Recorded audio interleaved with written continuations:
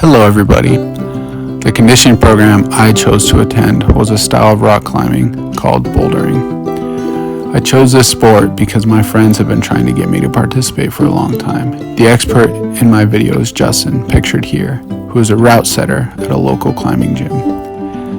My friends have been trying to get me in this sport for a long time. So, here's a video of Justin doing one route. Later on in this video, I'll show that I am climbing the same route.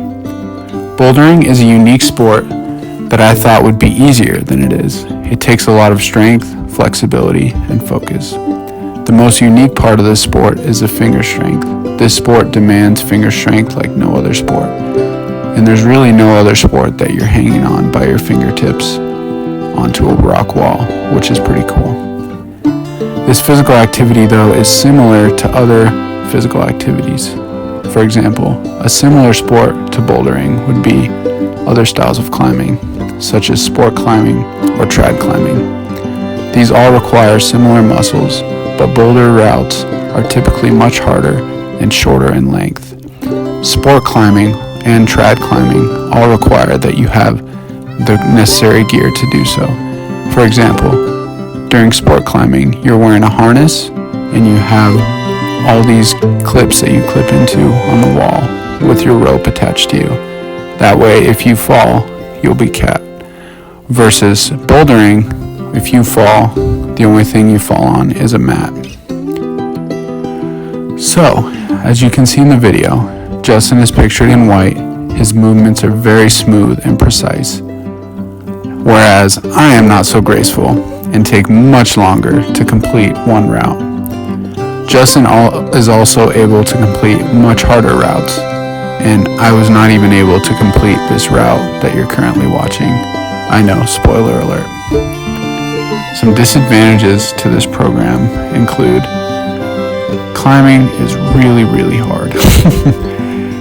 It's also really hard on your fingers. So I know a lot of climbers complain of having arthritis later on in life. So it can definitely wear on your body.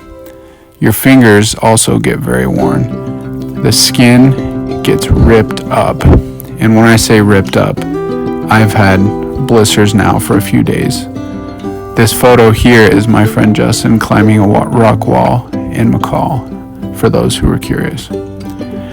But yes, just after one session, my fingers were destroyed, so it's very hard on your body.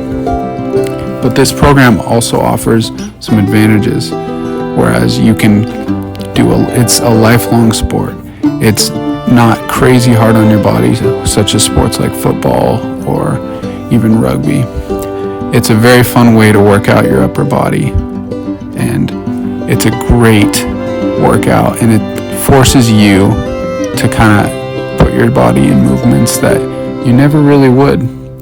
So all around, it's a really good program if you're into all that kind of stuff. But if you don't like heights, I would not recommend this.